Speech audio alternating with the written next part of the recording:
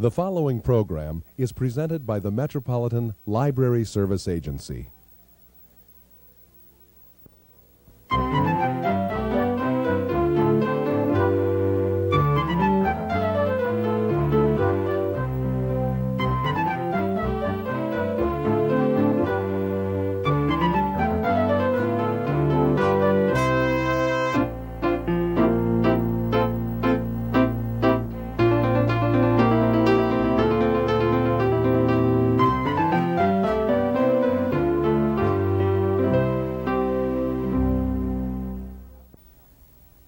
Hello, welcome to All About Kids, a program focusing on the interests of children and young people and some of the issues affecting them. Today, All About Kids celebrates 1989 as the Year of the Young Reader. We're joining the Library of Congress and the United States Congress, as well as librarians, teachers, parents, elected officials, people all over the United States and here in Minnesota, in talking about reading with young people and focusing on reading as an interesting leisure time activity for children. Today, John Cole, Director of the Center for the Book at the Library of Congress, joins Mary Birmingham, Director of Metronet, Mary Wagner from the Information Management Program at the College of St. Catherine, and Shannon Lang, formerly Children's Services Consultant with the Arrowhead Library System, in talking about the Year of the Young Reader and in talking about why reading is important for young children. Well, we'd like to welcome all of you to a Year of the Young Reader rally. We're here on a beautiful fall day in Minnesota with a friend from Washington, D.C., from the Center for the Book, and we're planning for 1989, the Year of the Young Reader. And our guest today, our special guest, is John Cole from the Center for the Book at the Library of Congress, and we'd like to hear him tell us a bit about how he happens to be with us in St. Paul in September, getting ready for next year. Thank you, Mary. I'm here for a variety of book-related and reading-related events, including the rally we're about to begin, but also the Festival of the Book. I'm sorry, I have to get my terminology correct. But what is exciting about being here is to be in wonderful book and library country where you folks are so well organized and so enthusiastic about things such as the Year of the Young Reader. Let me explain a little bit about our Year of the Young Reader campaign.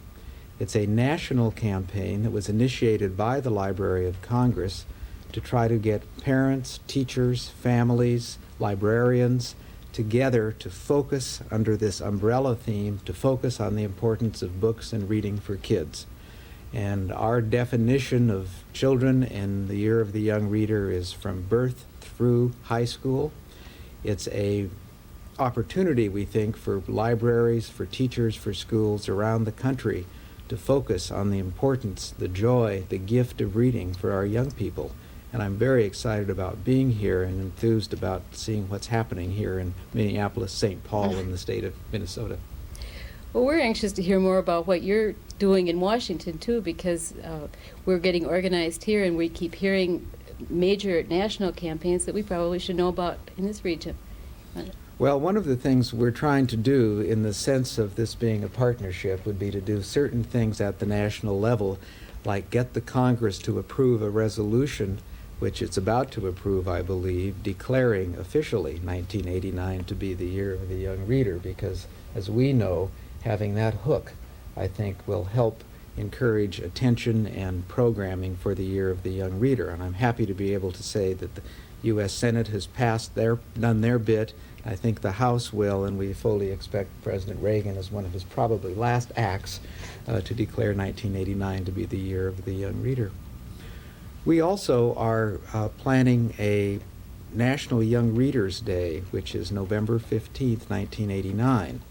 And that we're looking at and having a number of the groups that are working with us to sort of target that as a special national day around the country. But we try to be a catalyst and work with our 17 state book centers around the country, but also with the ALA and with school groups and the PTA to provide them with ideas, inspiration, and the use of our name, if it's useful, in focusing attention on the importance of reading for kids.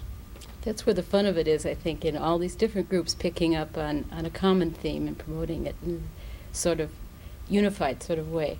but not knowing exactly how it's going to turn out. And people write us all the time and say, what should we do for the Year of the Young Reader? Or would you approve the use of red on a t-shirt instead of blue? And we say, look, folks, you're on your own. We would like to provide the initiative, but the fun of this is taking the theme and using it in your area in ways that it's useful to you. For example, here, combining it with a variety of themes and forcing people to work together in some ways towards a common end and overcoming some of the organizational problems that we sometimes have by trying to be too dictatorial in our themes or the inclusion or exclusion of certain categories of people. But it's the book and reading that bring them together.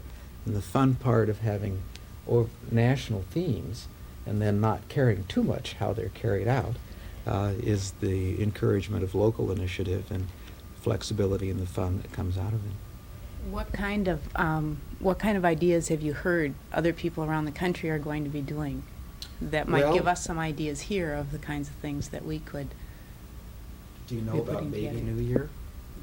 No, let me tell you that in Florida, through our Florida Center for the Book, which is an affiliate of the Center for the Book in the Library of Congress, in Florida, the approximately 500 new babies born on January 1st, 1989, will be participating, not knowing it, in the Baby New Year campaign or Happy New Year of the Young Reader campaign.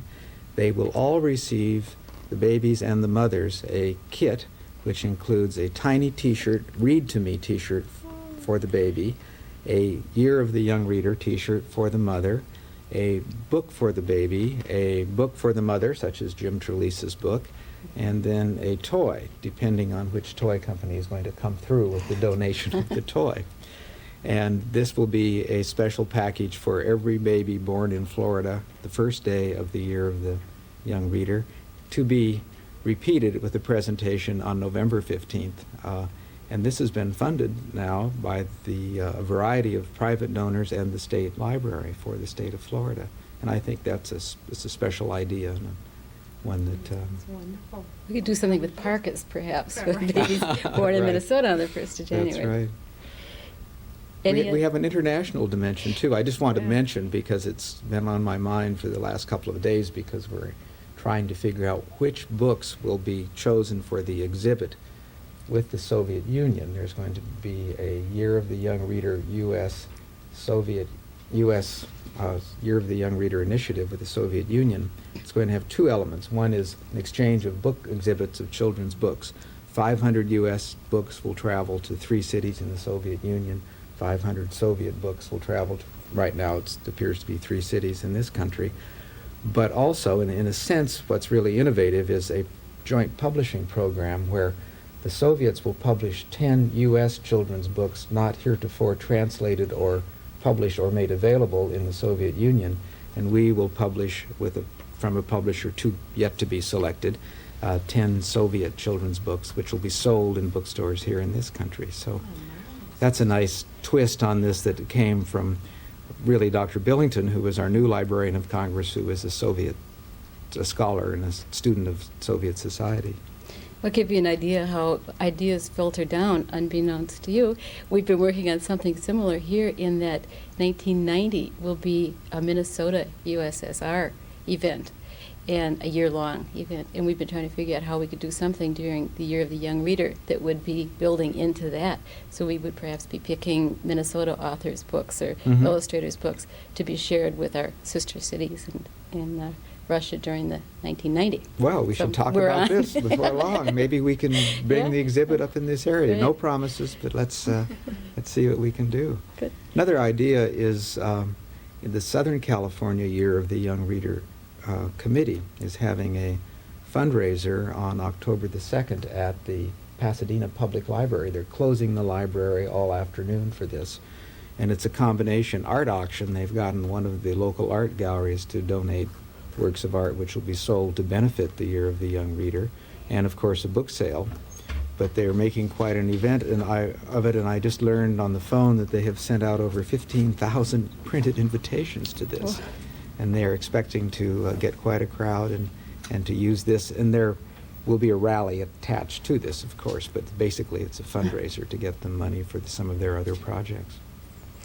I would like to Shannon. back up a little bit and ask you, how did you come about deciding that '89 was going to be the year of the young reader? I mean, we're not complaining, we're excited about it, but how'd you come up with this great idea? It grew out of 1987, which you may or may not know was our Oh, year yes. of the reader. And it was such a success, and we felt that we barely got going with the year of the reader, and it was over. As a matter of fact, in some places it's still going, because I'm still collecting reports on what went on. But it became very apparent to us that the notion of the theme was working, and that really because of the crisis in our society today about reading for kids and the problems in schools and the general recognition of the importance of getting kids reading early, that this would be a natural focal point within the larger theme. And in fact, it's overcome it and has become already a much larger national, even international project than the Year of the Reader. To go back just another step, the way we operate in reading promotion for the Center for the Book is to pick national themes, and we have several. We also have Read More About It, which is the theme used with the CBS programs, where we add a reading message sending people to their libraries and bookstores. We have Books Make a Difference, which has been used in various ways. We have a character on ABC children's television called Captain O.G. Readmore, who encompasses yet another theme. And then finally we have one called A Nation of Readers. So the Year of the Reader got into that category, and now it's really become a category on its own. So now we know where all of those things come from. We always just thought they appeared out of nowhere. No. Well, that's best that you do, because then you give them your own local twist, and we have no one has to ask us to use any of these at all. We want them to be stolen and used, but it's a lot of fun, and it's the only way we can really work, because we're a catalyst. We're an office of 2 full-time people, and we're unable to administer programs, so we just like to talk to friends and dream up ideas and then distribute those ideas. As you travel around the country, do you see kids reading? And what kinds of things do you see them reading? Well, I do. What's interesting to me is that it depends where I go. If I'm in a library, there's often, of course, more formal library programs for kids, and they seem to be thriving as far as I can tell. I think the general problem is a larger one, one with the society is in a larger sense, and it isn't necessarily we book or library people who tend to have that inclination anyway and be in favor of these programs, but it's taking a theme like this and making people outside of our usual world aware of the importance of reading. And when you're in that environment, often the reading isn't as prevalent, or there is more questioning about this, and indeed there's an assumption often in families and in our society that reading isn't as important to getting along in life as perhaps it used to be. And it's that kind of a general notion in society that often we do see demonstrated, I must say, as I travel around, that we're fighting, we're trying to overcome, we're trying to... Captain O.G. Readmore's, the reason he exists is to show kids that reading is okay. He's a cat that gets along very well in life because he reads, and reading, he lives in an alley outside a library, and reading is a natural part of his life. And does he reads things that's more than quality literature? Well, he reads a variety of things, and once you're involved with commercial television, he also acts out a variety of things, which some of them are, he's suddenly developed a family, which can happen on television, and he has a whole family now of Lickety Page and Old Tome Cat, and it's a book-loving family of cats, and it's turned out that ABC has decided to let them act out a number of tales based on books. So there is one fractured fairy tale element to Captain O.G. and his family, but he also has 30-second messages that are slightly more elevated and interesting about what you read, and encouraging reading at all levels.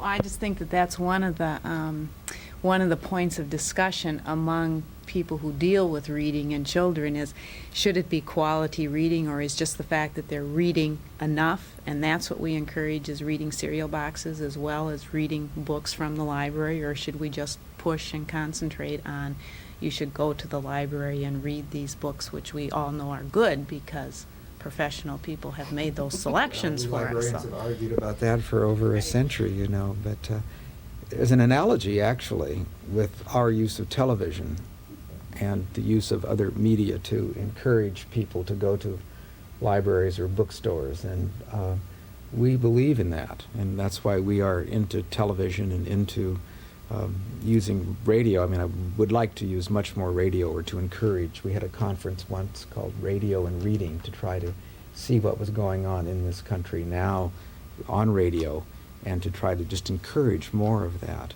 But it seems to me that's taking the first step, which is trying to use technology or the new media to open up the world of books, but then in some ways to leave it to the librarians and the booksellers. And that's really I think that's the approach that we take. We aren't, even though the Library of Congress puts out lists of recommended books, these are books that, you know, we believe in and would like to see read. We don't discriminate against people who don't read the books on our lists either.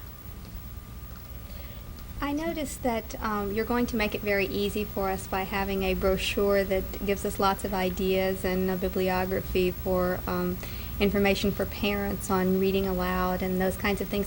What audience do you expect to use the brochure that you have? Well, it's being used by librarians, by schools, but we also have sent it to some national associations to include in their mailings, such as the International Reading Association, the teachers. The American Library Association has included it. It really is aimed at groups that hold programs, but those groups can come from anywhere. PTAs are using it. It's being used by community groups. It's really generally available. I should say that the brochure was paid for by a grant to the Center for the Book by Pizza Hut, which has the Book It program, which you know about. And they've been very generous and supportive of us through the booklet and through our other reading projects. And it's turned out to be far more popular than anyone anticipated. And I want to give credit to Pizza Hut for it, but I'm also hoping they'll decide to reprint it so I have more copies. Yeah. You have other corporate partners in promoting You're the Young Reader, too, I know. Maybe. We do. The Center for the Book is unique in that it is 10 years old, but from the beginning it's been a government-private partnership. I mentioned we have a staff of just 2 people, and my salary is paid by the Library of Congress, but my assistance is not. That's paid for through contributions, and our entire program of publications, reading promotion projects, seminars, lectures is paid for by partners in the corporate world.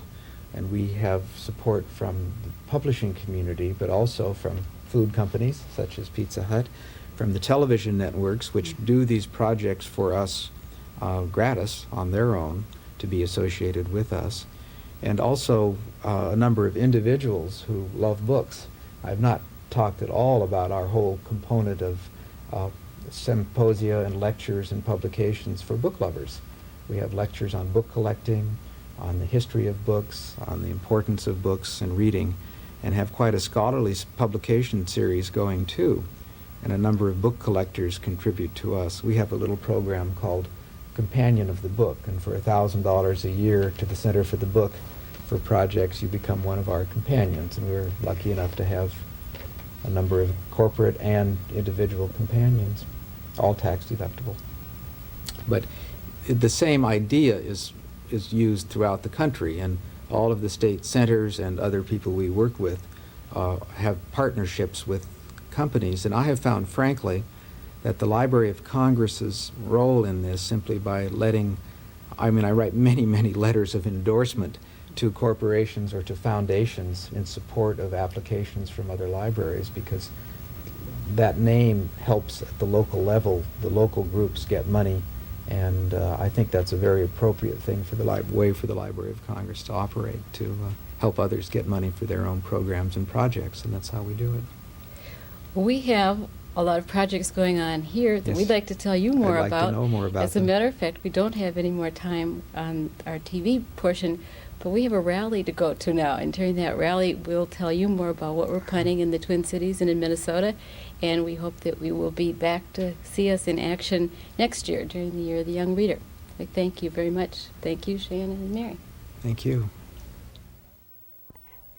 And now All About Kids goes to a kickoff celebration where a number of community organizations describe how they will be celebrating Year of the Young Reader with special activities in their organizations. I don't know what's really going on there tomorrow either.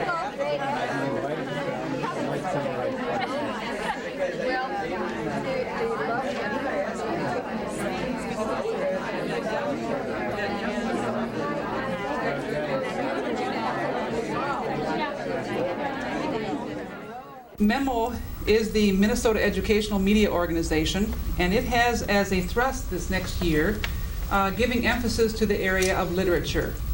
As you know, in media, we have so often been giving a lot of attention to technology. The camera, you can't go any place without it. The computer, you can't do anything without it. But one of the emphasis we're going to give in our conventions and so forth, conferences, is literature. And it's not that we haven't been giving a lot of emphasis to this in the past, but it is perceived that we have not. And so we're trying to meet those needs for our membership.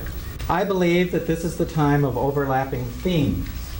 My only complaint about the Year of the Young Reader is to call it a year and say it's in 1989. The Year of the Young Reader starts now, and it has no end as far as we're concerned.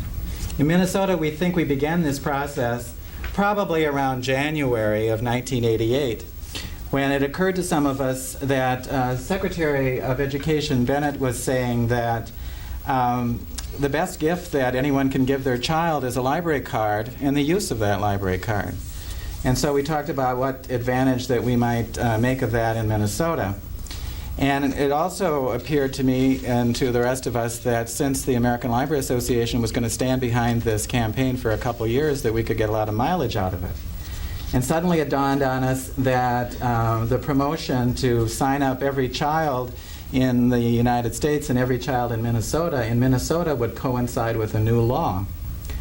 By the end of the Year of the Young Reader, all of the counties in Minnesota will for the first time be taxing for a library service and be members of public library systems.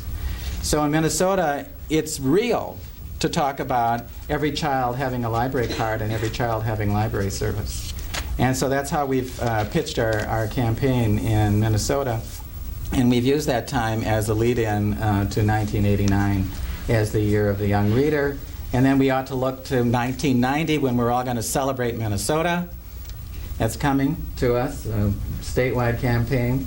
And we might as well celebrate reading in Minnesota in 1990. In 1991, we're going to celebrate the bicentennial of the First Amendment to the Constitution, which guarantees our liberties to read.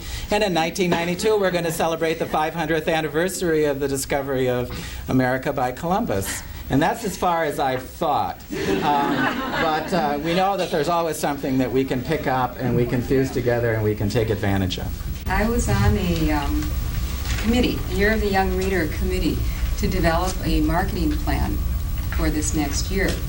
And as we were developing that marketing plan, we looked to our community to see what kind of cooperative opportunities we could have. And when that plan started to coming together in these last couple of months, we really started getting excited about the Year of the Young Reader.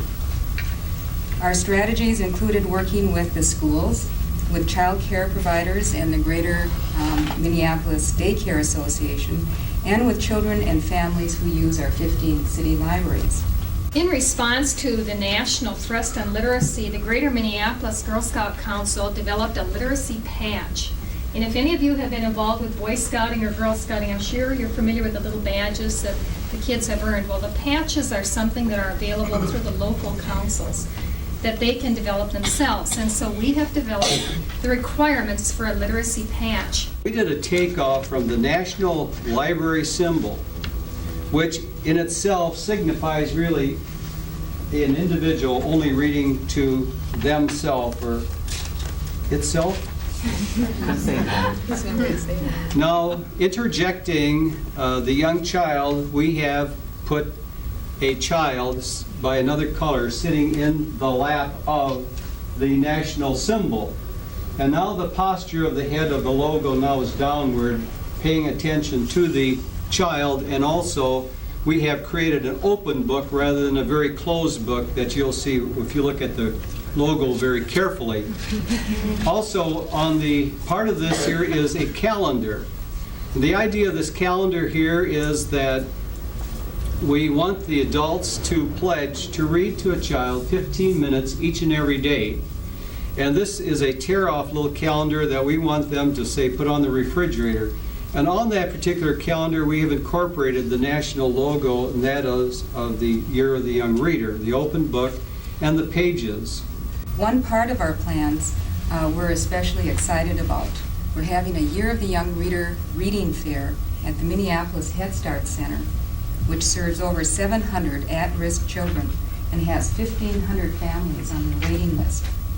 The fair will reach the children, their families, and the teachers, and it will include a week-long bookmobile visit at the Head Start Center to help provide a mini library experience, an evening celebration that will highlight storytelling, read-aloud techniques, and good book recommendations through many workshops, and also a fun part of this, because we need to get as many of those families in to that evening celebration as possible. The center is going to provide transportation to that reading fair evening celebration, and they're going to provide an evening meal. So I think we'll get a good response from the community. We're also planning a November 88 Kickoff Celebration with a library card promotion. So we have a targeted audience, but we want everybody in Minneapolis to have a library card. Another project I did in the spring with my 8th graders was hooked in with a school theme we had called Caretakers of the World. The whole school was involved in that theme, and we had environmental speakers come in, the kids did research, all sorts of projects went on in the school that month. But my 8th graders, what they did, their job was to write a children's book around an environmental theme. So they had to do two things. First of all, they had to read a lot of children's books to find out what goes in a children's book for a preschooler. And they found out the same things the 7th graders did, that they're fun, and that the pictures are great, and it's fun to read things that were read to you.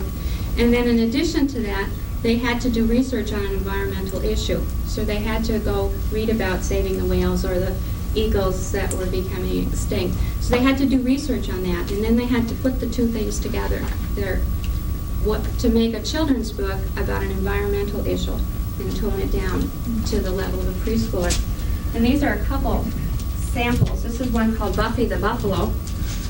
And these were hard to retrieve this week, the first week of school from last year. But We, the correctional facility, are really excited about being part of this particular project, and we're just having a lot of fun with it. And believe me, I'm sure this is really going to spin off into our community, not only for the Department of Corrections, but also everybody that we're affiliated with, and it's a real pleasure to be part of this team. So that we are teaching our children to read, but that we also help to see that they do read.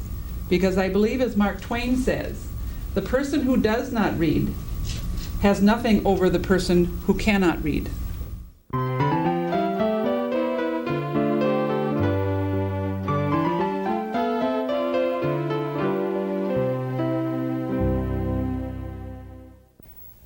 That's just a taste of Year of the Young Reader activities.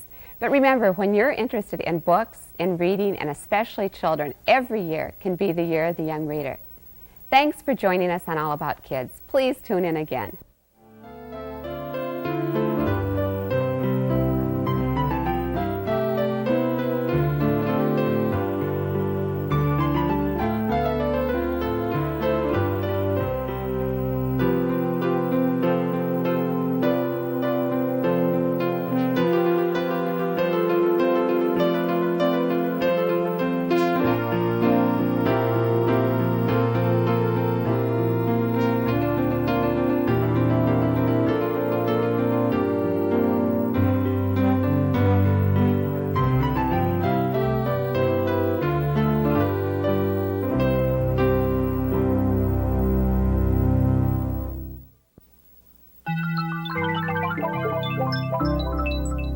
This has been a presentation of Hennepin County Library in conjunction with the Twin Cities Metropolitan Library Service Agency.